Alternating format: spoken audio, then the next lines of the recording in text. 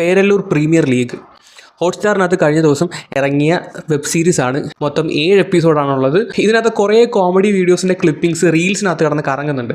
അങ്ങനെയാണ് ഈ സംഭവം തപ്പിപ്പിടിച്ച് ഇതൊന്ന് കണ്ടേക്കാമെന്ന് വിചാരിച്ചത്. ഞാൻ ഒരു പ്രതീക്ഷയില്ലാതാണ് ഈ സാധനം കണ്ടു തുടങ്ങിയത്. പക്ഷേ കണ്ടു കഴിഞ്ഞപ്പോൾ നല്ല നാടൻ സദ്യ കഴിച്ച ഒരു സംതൃപ്തി. സീരിയസ്ലി അടിപൊളി സാധനം. എനിക്ക് ഒരുപാട് ഇഷ്ടപ്പെട്ടു. ചിരിക്കാൻ ഒരുപാട് കോമഡികളുണ്ട്. അതുപോലെ തന്നെ ഓരോ എപ്പിസോഡും നിർത്തുന്നതും തുടങ്ങുന്നതും അടിപൊളിയായിട്ടാണ്.